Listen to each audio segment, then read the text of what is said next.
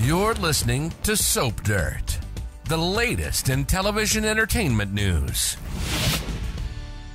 Hey B&B fans, Belinda from Soap Dirt here, and we've got to talk about Mintgate. That's what I'm calling this scandal coming to the CBS soap opera. So hints about the mints keep dropping, and we have to wonder if Luna Nozawa is going to make a huge mistake with Zende Forrester. A ton of red flags just cropped up on B&B. We're going to unpack all of those for you, but before we get into all that, please click subscribe. All right, so unless you've been nodding off during Bold and Beautiful episodes, you know something's about to happen with Poppy Nozawa's mystery mints that seem to have some sort of drug or something in them. Whether they're all natural and herbal, as she claims, remains to be seen. She's carrying them around in a lozenge type container, like a little, kind of like a small Altoids tin, right? And she even offered one to Bill Spencer on their first date, but I still don't think she intended him to take one. I suspect Poppy offered Bill one assuming he wouldn't take it so she could just pass them off as a big nothing. So I suspect either Poppy's got some sort of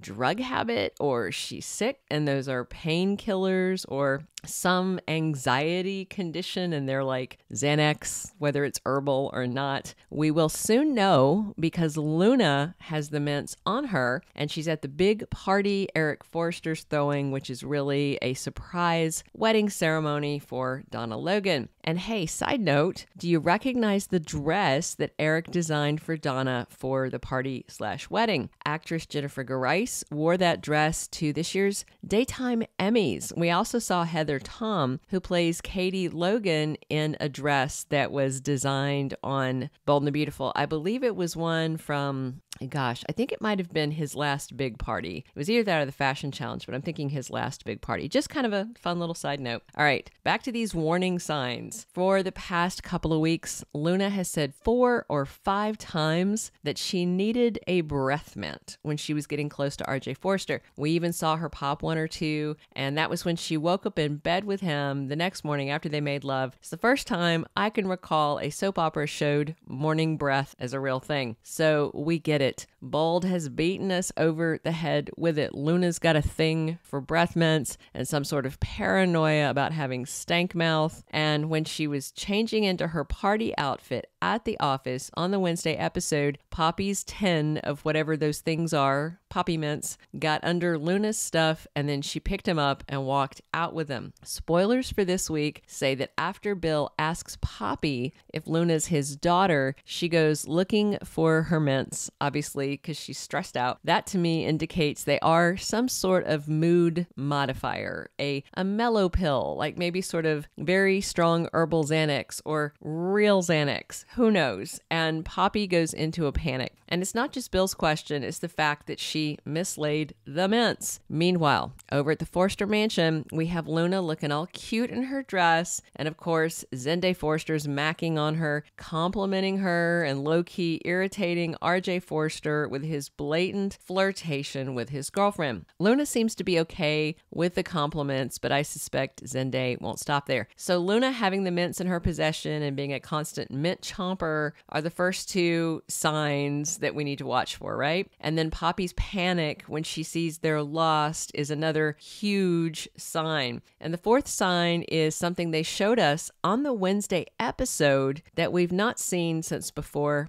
Eric went to the hospital. And that is the Forrester guest house. That's the same guest house where Bill Spencer bedded Steffi Forrester, and all sorts of sketchy, intimate moments with other couples have occurred there. So while RJ's got a cool multi-million-dollar beach pad he's renting, Zende stuck in the guest house on Grandpa's property. Why show this out of nowhere? Yes, RJ dropped by to see Zende to play nice with his cousin and discuss being on their best behavior for Eric's party. But clearly, Bold and the Beautiful wanted us to see where Zende's staying, and we got a glimpse of the couch More importantly, though, the bed. I suspect that bed is going to be put to illicit use very soon. So here's what I'm wondering happens. Luna's worried about her breath, reaches for a mint. She sees she's got her mom's mints, and I don't think Poppy told her daughter what those things really are. That means Luna likely thinks they're just standard breath mints. Curiously strong, as Altoids say, maybe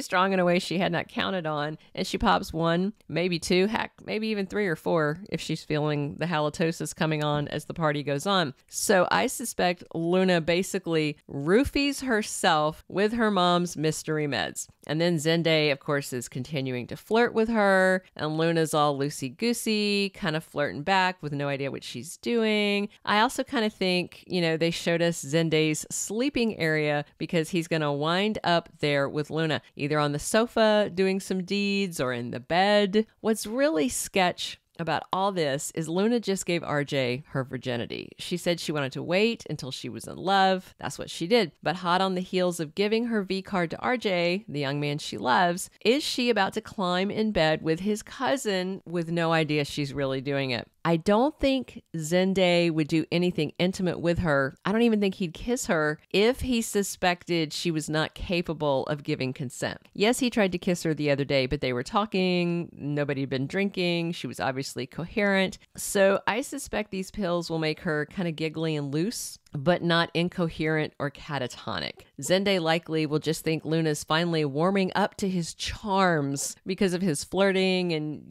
may decide to strike while she's still interested. So from there, I just wonder at what point Luna realizes she made a huge mistake. If the story is going this way, will RJ walk in on them? Will he catch them in the act? If so, I hope he catches them before they do the deed, because Luna would be horrified if she slept with Zende. And let's be real, we don't need a Who's the Daddy Teenage Edition storyline. Given that it's February sweeps, though, there is no telling how far it will go. And this isn't the first time they've done a plot like this, by the way. I mentioned in another video recently that both Ridge and Thomas had similar escapades. Ridge slept with Brooke when she was practically a limp noodle, taking too many anti-anxiety meds. I can't remember if it was Xanax or not. That was while she was dating his brother Nick Maroney. She wasn't happy that it happened, and Ridge was horrified when he found out after the fact that she was incapacitated and couldn't really give consent. Similarly, Carolyn Spencer took 1 or 2 anxiety pills, can't remember how many, chased it with wine. She'd either had a fight with Ridge or they just split. There was a whole thing going on about him not being able to have kids with her. Anyway, it's been years now, so it's fuzzy in my brain. Thomas came to see her. That was back in the Pearson Faux Day days, back when Pearson was playing him. And he had no idea she was on drugs. They slept together, which, had honestly been a long time building to that point. And that's when she got pregnant with Douglas. It was messy, messy, messy. So yeah, drugged, no consent, and a possible pregnancy. That's the history of this kind of storyline on the CBS soap opera. Could they do it again? Definitely. We will see how it goes, but I think this is about to get really, really messy. February Sweep says that a young couple in love has an unexpected twist. It all adds up. We'll see how it goes, but buckle up for a bumpy ride as Luna's the victim of her mama's medicinal Mentos and has a big whoopsie this week. Be sure and drop your comments and subscribe if you haven't already, and definitely come back because we are here talking bold and beautiful 7 days a week. And as always, it is Belinda from Soap Dirt.